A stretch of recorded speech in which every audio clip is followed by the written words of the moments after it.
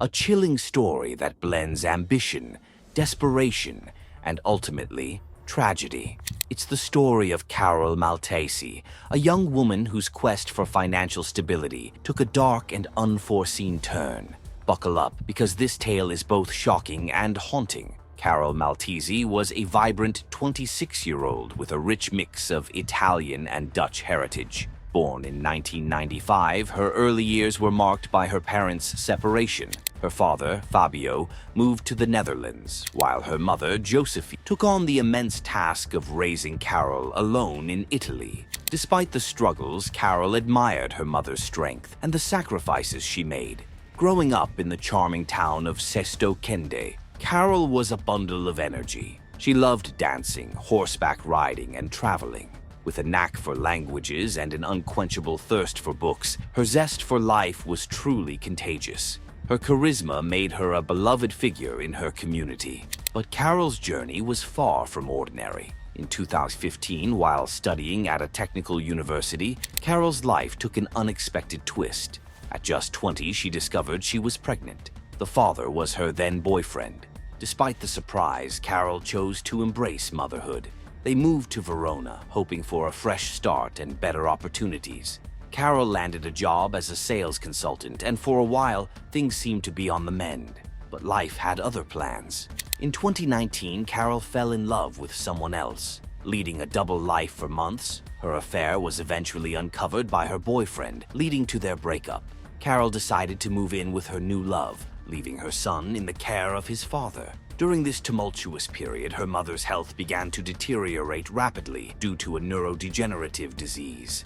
The 2020 pandemic brought everything to a screeching halt. Lockdowns in Italy compounded Carol's problems. Unable to work or support her son effectively, she faced mounting financial pressures. Initially, she tried to create a YouTube channel to document life during lockdown, but the income was slow and meager. Desperate to make ends meet, Carol turned to OnlyFans, adopting the pseudonym Charlotte Angie. In a bid to escape financial strain, she entered the world of explicit content creation. To her surprise, Carol found some success and quickly gained a following. However, the world she entered was fraught with risks and dangers. In April 2022, Carol Maltesi was reported missing. Her disappearance quickly became a cause of concern for her loved ones and followers. As the investigation unfolded, the disturbing truth emerged. Carol had been brutally murdered.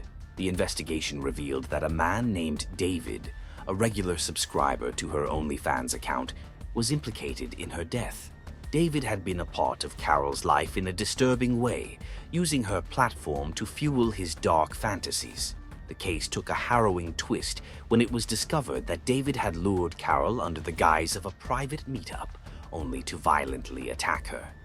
Determined to start fresh, Carol moved to Rescaldina, a small town near Milan. She got a job at a perfume shop, but the allure of the adult entertainment industry proved too strong. She soon returned to filming, leaving her retail job behind. In October 2020, Carol crossed paths with Davide Fontana, a 42-year-old banker with a passion for cooking and photography. David, a married man with a seemingly stable relationship, had a history of seeking out attractive young women for intimate photo shoots. When he met Carol, he was instantly captivated. Their initial encounters turned into a paid sexual arrangement, which Carol accepted. As their relationship developed, David fell deeply for Carol and confessed his infidelity to his wife in March 2021. He sought a divorce, driven by his infatuation with Carol. David began assisting Carol with her adult content creation, claiming a percentage of her earnings. He seemed unbothered by her involvement with other men in her work, as long as it remained strictly professional. However, David's jealousy flared when Carol's ex-boyfriend attempted to reconnect. Despite Carol's rejection of her ex's advances, David's insecurity led him to make threatening phone calls and even vandalize his rival's car, though his involvement was never definitively proven. As Carol's following continued to grow, the toxic blend of ambition, jealousy, and personal turmoil set the stage for a tragic conclusion. The psychological toll of her work, coupled with David's possessiveness and her tumultuous personal life, created a storm that ultimately became too much to handle. In the autumn of 2021, Carol's personal life took a promising turn. She fell for a colleague, Salvatore Dve, and their connection quickly deepened. Salvatore made a bold move by proposing to Carol, and she happily accepted. Their engagement was a sign of Carol's commitment to building a future with him. However, Carol's personal happiness was overshadowed by her complicated relationship with Davide Fontana, her former partner. David was still involved in her content creation and continued to profit from their arrangement. Although Carol was determined to start anew, she faced the challenge of extricating herself from David's influence while maintaining their professional connection. As her relationship with Salvatore grew, Carol's frustration with her situation intensified. She secretly met with Salvatore whenever she could, and her heart was set on returning to Verona to be closer to her son and begin a fresh chapter in her life. In early 2022, Carol abruptly vanished from the public eye. Her once active social media accounts fell silent, and she communicated only sporadically with her concerned friends and family. When asked about her disappearance, Carol provided vague explanations. She claimed to be searching for an apartment in Verona and later said she was on vacation in Dubai. Her inconsistent stories only fueled suspicion. Carol's friends reached out to David for information, but he claimed he had no idea where she was since their relationship had ended. As days turned into weeks, the mystery surrounding Carol's disappearance deepened. Then, on March 20th, 2022, the horrifying truth began to unravel. A man walking through the scenic cliffs of Borno noticed large, suspicious black garbage bags on the shore. Curious, he went to investigate and discovered something unsettling. The bags contained human remains. The man immediately alerted the police. When law enforcement arrived, they found 4 black bags, each containing parts of a dismembered body. The remains were in a disturbing state of mutilation, with the face badly damaged to hinder identification. Forensic experts soon determined that the body had been expertly dismembered, likely by someone with experience, such as a hunter or butcher. The precision in the cuts suggested that the killer knew exactly what they were doing. The investigation revealed that the body parts had been stored in a freezer before being discarded from the cliff. The cold storage was evident from the condition of the remains, and the bags appeared to have been shaken out from the ledge. The methodical dismemberment and careful handling of the body parts pointed to a deliberate and calculated act. As the investigation unfolded, it became clear that the tragic end of Carol Maltesi was not just a random crime, but the result of a dark and twisted series of events. The search for Carol's killer led authorities to uncover the grim reality behind her disappearance and murder. Carol's story serves as a haunting reminder of the hidden dangers that can accompany seemingly glamorous careers and complicated personal relationships. Her ambition and desire for a fresh start ultimately led to a tragic end, revealing the dark underbelly of her pursuit for a better life. After the shocking discovery of Carol Maltesi's dismembered body in March 2022, the police were faced with a grim reality. The meticulous and professional nature of the crime led investigators to suspect they were dealing with a serial killer. This was not the first time such a horror had struck this area. In March 2005, a similar case had emerged nearby, where 10 bags containing the remains of 2 people were found. The killer from that case had been caught, but the resemblance in the modus operandi raised disturbing concerns that a maniac might still be on the loose. The first challenge was to identify the victim. The body was so badly mutilated that even determining the gender was impossible without additional analysis. Forensic experts were called in to conduct a thorough examination, but the investigation faced immediate hurdles. The police held a press conference to alert local residents, hoping someone might have witnessed something unusual. They had yet to determine the victim's identity or cause of death, which left the community on edge. The forensic team worked tirelessly, unraveling the horrifying details of the victim's last moments. It was soon established that the victim was a young woman, approximately 155 centimeters tall, with dark hair. Her nails were coated in purple varnish, and she had several tattoos, 11 in total. Disturbingly, most of the tattoos were deliberately damaged by the killer, who seemed intent on erasing any identifying features. The mutilated tattoos became a crucial clue in the investigation. Although the police had yet to identify the victim, they released details about the tattoos to the public, hoping someone might recognize them. Unfortunately, the response was dishearteningly silent. Forensic examination revealed that the victim had been dead for over a month and had been stored in a freezer before being discarded from the cliff. This information piqued the interest of journalist Andrea Tortelli, who was also an editor for a local magazine. Tortelli was drawn to the mystery and began to piece together the available information. Tortelli made a logical assumption. The killer likely lived near the crime scene, as transporting the remains to such a remote area would have been impractical. Furthermore, he believed the killer was familiar with the victim, suggesting she must have also lived nearby. This was a big leap, but Tortelli pursued it with determination. He then posed a critical question. Why had no one reported the disappearance of a person matching the victim's description?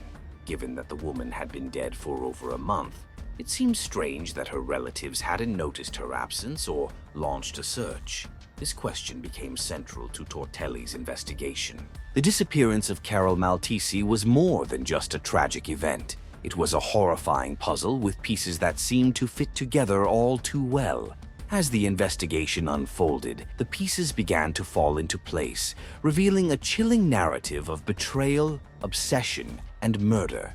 With this new lead, the police released her pseudonym to the public, hoping someone could provide further clues. Meanwhile, journalist Andrea Tortelli was on the case, digging deep into Carol's life. Tortelli discovered that Carol had worked with 2 different film studios. The first studio claimed they hadn't heard from her in a while and assumed she had left the business. Nothing more to report there. But the second studio was more revealing.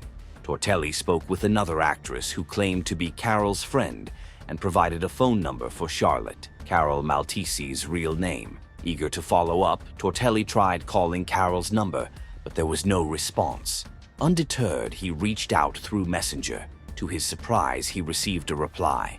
But it wasn't Carol, it was someone posing as her. The journalist sensed something off.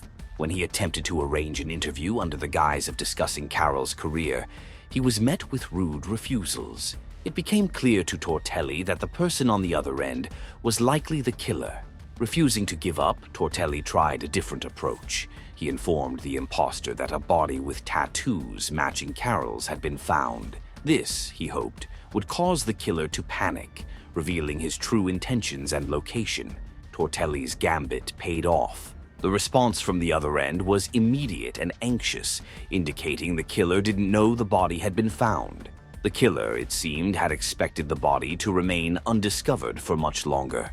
Despite the tense and risky situation, Tortelli's persistence paid off. He managed to keep the conversation going, but then, just like that, the replies stopped. The killer had vanished from Messenger. Tortelli was convinced he had just interacted with Carol's murderer. Now, Tortelli faced a dilemma. He had 2 choices: publish his findings in his magazine, which would make headlines and possibly expose the killer, or turn the information over to the police and risk leaking critical details that could jeopardize the investigation. Plus, he knew that revealing the killer's awareness could lead him to flee, commit suicide, or take drastic measures. Choosing caution over fame, Tortelli decided to go to the police. On March 27th, he handed over all the information to the Carabinieri. Only after ensuring the authorities were informed did he publish his article detailing his findings. This move not only safeguarded the investigation, but also helped the police with a critical breakthrough.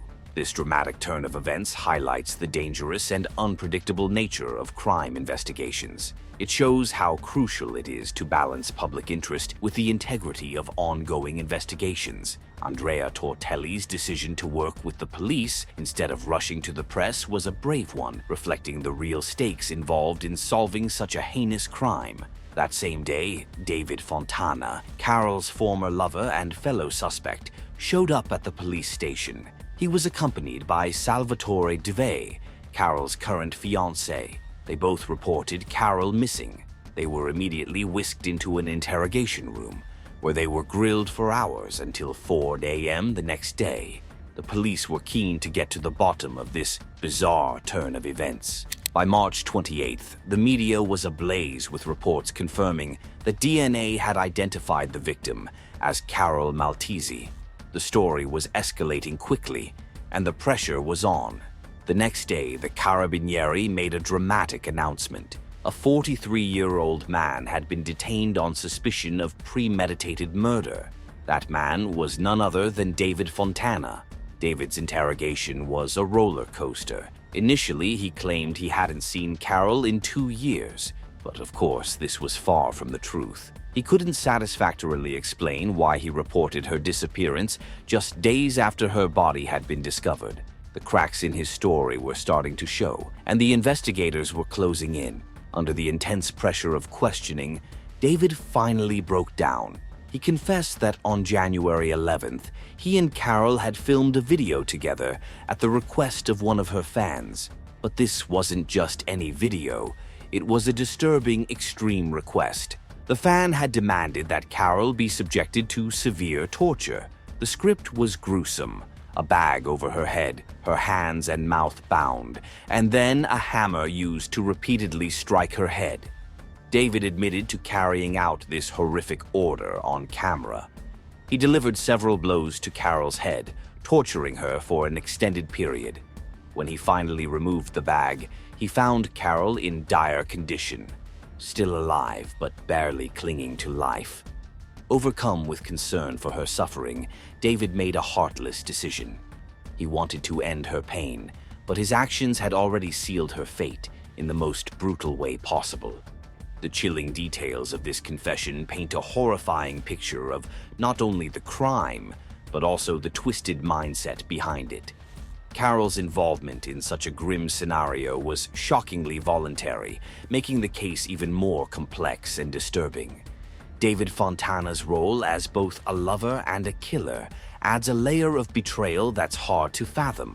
This case raises profound questions about the nature of human cruelty and the dark side of personal relationships. It also underscores the bravery and determination of those who work tirelessly to uncover the truth, despite the risks involved. On March 27, 2022, a bombshell article by journalist Andrea Tortelli shook the investigation into Carol Maltesi's death. The piece didn't name Carol or reveal the details of Tortelli's interaction with the killer, but it was enough to make the murderer panic. As the pressure mounted, Davide Fontana, Carol's former lover, decided to file a missing person report to shift suspicion away from himself.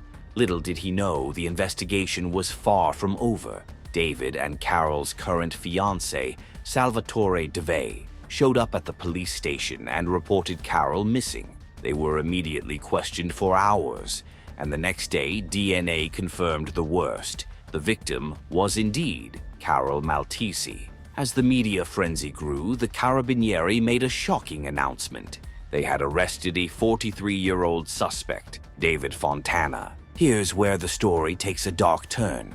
Davide Fontana's interrogation revealed a nightmarish reality. On January 11th, David had filmed a video with Carol. This wasn't any ordinary shoot. It was an extreme and perverse request from a fan. The order included horrific details: a bag over Carol's head, her mouth and hands bound, and then beaten with a hammer. But David didn't stop there. He brutalized Carol far beyond what was planned. David's story was as confusing as it was chilling. He claimed he acted out of mercy, ultimately slitting Carol's throat with a kitchen knife. Instead of calling for help, he went on to dismember her body. For 3 months, he kept the remains in a freezer while maintaining the illusion that Carol was still alive. He used her phone to communicate with her friends and family, even posting on her social media to keep up the pretense. The more investigators dug into David's story, the more they uncovered the depths of his deception. Carol had been planning to leave the adult film industry and move to Verona to be closer to her son. She was also engaged to Salvatore, and she had planned to retire from her career. Her last performance was on January 8th, and she was set to shoot that final video with David on January 11th. But David had a sinister plan. He created a fake account to send the perverse order for the video, which involved torturing Carol. The details of the script were grotesque, including tying her up, taping her mouth, and beating her. David intended to dominate Carol in the most horrific way. When he got her phone password, he deviated from the script and escalated the violence. He brutally beat her to death with a hammer. After committing this horrific crime, David bought tools to dismember the body, including a hacksaw, large scissors, and an electric saw. He also purchased a large freezer, which he used to store Carol's remains. In a cruel twist, he used Carol's phone to maintain contact with her loved ones, keeping up the illusion that she was alive but in isolation due to COVID-19. Her boyfriend, Salvatore, was deceived into believing this excuse and was left unable to contact her. David's web of lies extended to updating Carol's social media profiles with old photos and using her bank card for purchases. He even managed to pay her rent to continue the facade. For 3 months, he successfully concealed his crime, enjoying the twisted satisfaction of his deception while remaining undetected. When questioned, David claimed he had tried to take his own life after reporting Carol missing, but nobody believed him. The reality was far darker. He had 3 months to cover his tracks, enjoying the thrill of his crime and the false sense of security it brought him. This case reveals not only the depths of human cruelty, but also the incredible lengths a killer will go to maintain their deception. It's a stark reminder of the importance of vigilance and thorough investigation in uncovering the truth. Thanks for watching. Please like the video, press the subscribe button, and also drop your thoughts in the comment section.